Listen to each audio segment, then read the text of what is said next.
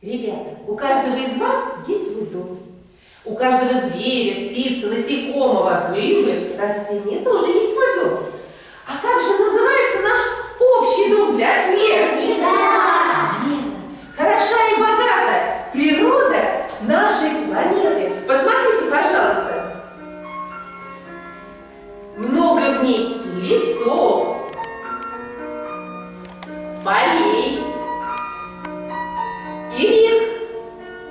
Красива природа нашей Земли в любое время года. И зимой, и весной,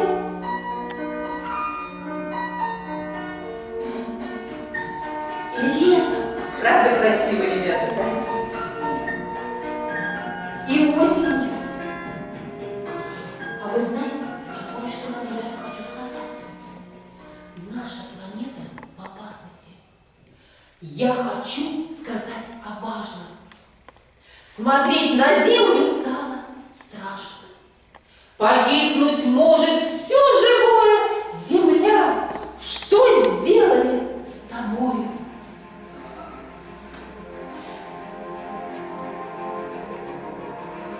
Дым от фабрик и заводов, газы машин и запах мусорных свалок загрязняют наш воздух. Отходы от заводов спускают в реки часто. А вы знаете, что в моря попадает нефть от танкеров при аварии? А если неправильно обращаться с огнем, то может случиться пожар и может погибнуть весь лес. Так загрязняется наша земля. Так гибнет все живое, и растения, и животные. Ребята, а как вы думаете, что же делать? Вы думаете спасать? Верно, конечно, все правильно вы говорите. Вы знаете, к нам в детский сад пришло необычное письмо из леса. Посмотрите, пожалуйста. Вот. Здесь тревожное сообщение. Здесь написано слово «СОС». Вы знаете, что оно означает? Это призыв о помощи. Значит, в лесу что-то случилось. А если кому-то нужна помощь, мы можем оставаться в стране? Нет, конечно. Поэтому поспешим с вами. А листик поможет нам попасть в лес. Листик, листик, покружи! Что случилось, скажи? Мы с листочком покружились и в лесу мы очутились. Послушайте, пожалуйста. Слышите? Это звуки леса. Ой, как здесь красиво. А что это? Ребята, что это? Следы. Никита, скажи, пожалуйста, а как ты думаешь, чьи это следы? Птичьи или лесных зверей? Лесных зверей. Верно. Мы сейчас с вами, Маришенька, пойдем со мной, хороший. Пойдем по следам. Встаньте друг за друга, пожалуйста. И посмотрим, кому нужна помощь. Готовы? Да. Пойдем быстро, не задерживаемся. Можно даже немножко пробежаться, чтобы побыстрее. Идем ко мне сюда на полянку. Ой, я какая-то. Я знаю, это браконьеры сделали яму, ловушку. И кто-то уже туда попал. Давайте посмотрим. Вы стоите на полянке, а я посмотрю. Кто же это, ребята? Лесные звери. Надо их спасать. Возьмите все по одному животному. И встаньте, пожалуйста, по краю полянки. Встаньте, пожалуйста, по краю полянки. Сашенька, повернитесь ко мне сюда, посмотрели своих лесных зверей. А теперь посмотрите внимательно и угадайте по силуэту, где чей Дом. Ася, скажи, пожалуйста, под каким деревом живет лось? Дуб. Под дубом, верно. Ксюша, под каким деревом живет еж? Березовый. Амина, под каким деревом живет белка? Верно. Варя, подойди ко мне сюда, давай посмотрим с тобой. Под каким деревом живет медведь? Под кленом. Посмотри внимательно. Под березой. Под березой. Хорошо. Сашенька, а под каким деревом у нас живет зайчик?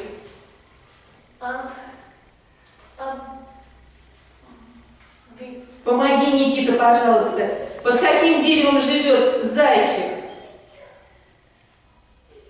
Кто сможет помочь? Ася, Клен. под кленом. Саша, а пожалуйста, найди, где живет, под каким деревом волк, найди. Иди посмотри, пожалуйста, поищи, где у нас живет волк. Под каким деревом? Под кленом, верно. Ребята, отнесите, пожалуйста, зверей в свой дом. Я еще не сказала. Давай, мы скажем, под каким деревом живет лиса? Под дубом, верно. Ура! Подойдите ко мне сюда. Ребята, а заяц побежал у нас на полянку сообщить, что здесь у нас есть ребята, которые спасли животных. Да, спасибо вам большое. Вы молодцы, а нам пора отправляться в путь. Нужна кому-то еще, наверное, помощь. Где наш волшебный листик? Листик, листик, закружи, что случилось? Укажи. Ой, что это, ребята? Мусорная свалка. Подойдите, пожалуйста, поближе. Давайте все встанем так. Давайте все встанем так, чтобы всем было видно. Саша, Никита. Встаньте, пожалуйста. Встаньте, пожалуйста, чтобы всем ребятам было видно. Это мусорная свалка. Что мы здесь с вами видим? Какие-то бутылки пластиковые, да? А еще что? Коробки. Да, бутылки. Ребята, верно. А этот мусор очень вредит природе. А как вы думаете, мусор может быть полезен для людей? Да, верно, Ксюша. Если мусор переработать на специальном заводе. Но перед этим надо мусор из разного материала разложить по разным контейнерам. Вот сейчас мы с вами будем мусор не только убирать, но и сортировать. А вот мы будем вот эти контейнеры. В белый контейнер мы положим картон и бумагу. В зеленый контейнер мусор из пластика, а в розовый контейнер металлический мусор. Пойдемте с вами в мусорной свалке. Раз, два, три. Мусор убери.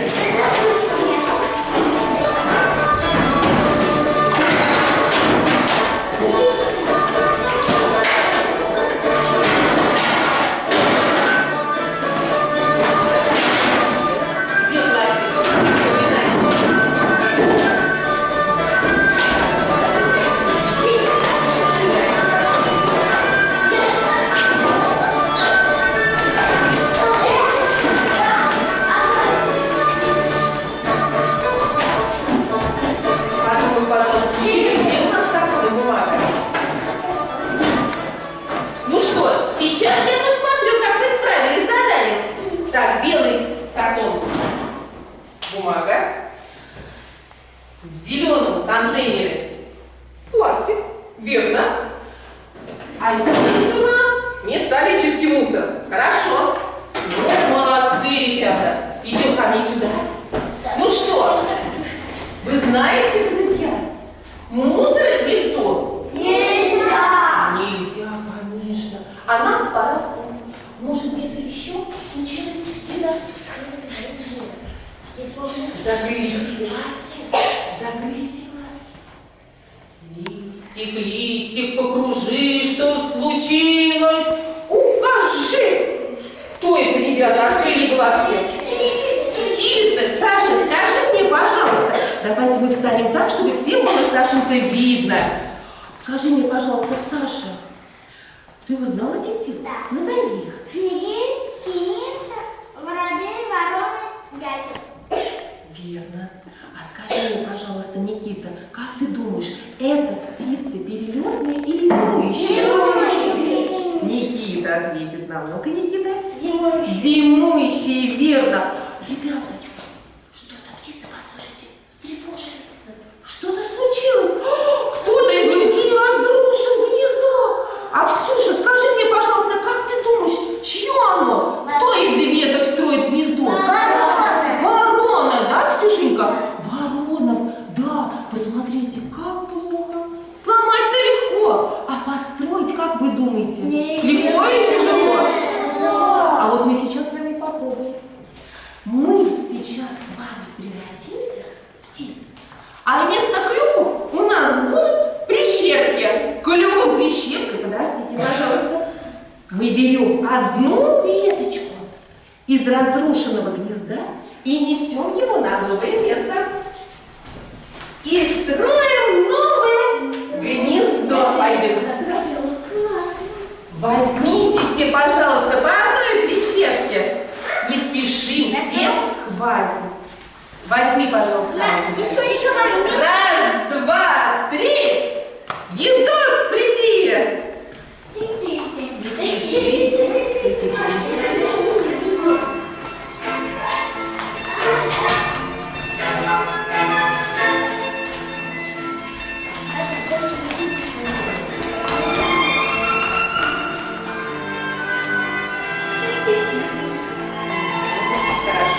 Сашенька, тихонечко, не спешите.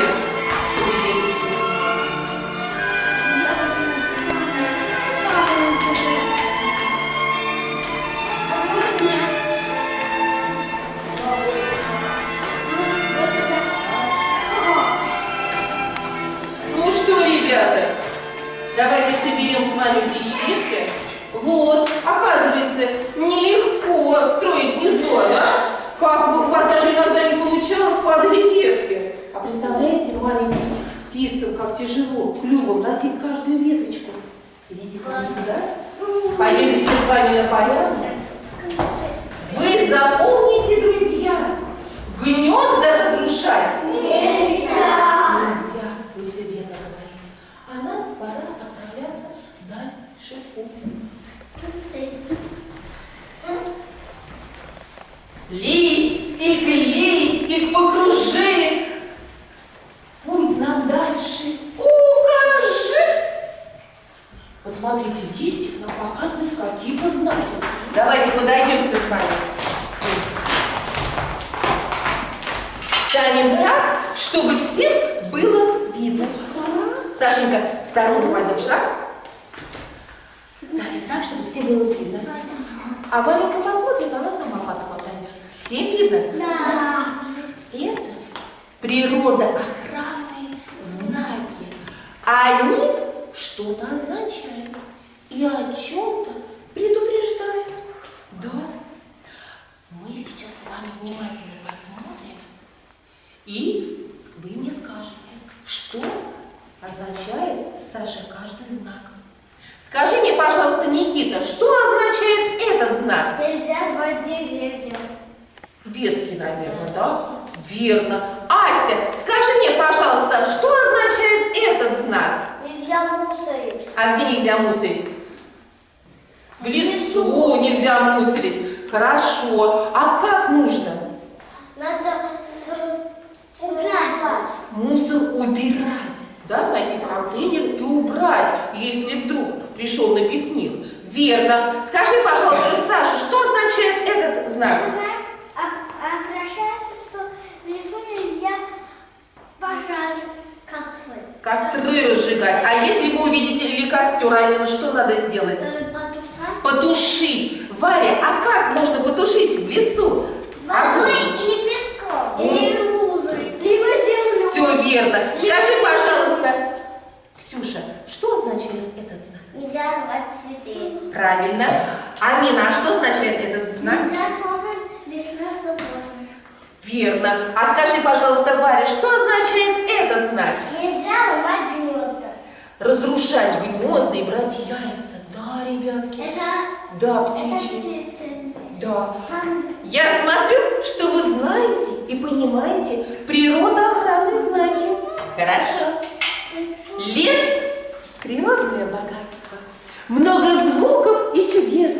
Нужно очень постараться сохранить чудесный лес. Если любишь край родной, береги природу. Для потомков сохрани чистый лес и воздух. Посмотрите, пожалуйста, какая красивая у нас планета. И поэтому природу нашей планеты нужно беречь. А если ее не беречь, может случиться неприятность. Давайте подойдем с вами сюда. Отойдем шаг назад, в сторону все ребятки отошли. Амина, Саша, отойдите, пожалуйста, чтобы всем ребятам было видно. Посмотрите, пожалуйста, что вы здесь видите? Это, да, осколки изображения нашей планеты. И если мы не будем беречь нашу планету, нашу природу, то может случиться природная катастрофа. Давайте мы с вами сейчас попробуем собрать изображение нашей планеты. Возьмите все по одному кусочку. Хорошо. Давайте встанем так, чтобы всем было видно. Подойдите все ко мне сюда. Посмотрели, рассмотрели свои осколки. А теперь, Сашенька, подойди сюда, пожалуйста.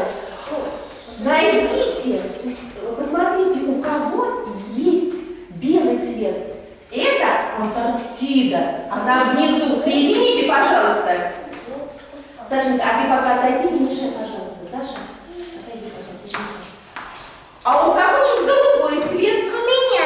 Да, маленькая. И у Саши. Это Северно-Ледовитый океан. А у кого есть желтый цвет? У меня. Пожалуйста, соедините желтый цвет. У нас получилась с вами Африка. А у кого есть оранжевый цвет? Это Австралия. И еще кусочек земли. Вот. Смотрите, у нас получилось, Саш. Посмотри, получилось целое изображение планеты. Две планеты. Давайте будем беречь планету. Другой такой на свете нету. А нам пора возвращаться в детский сад.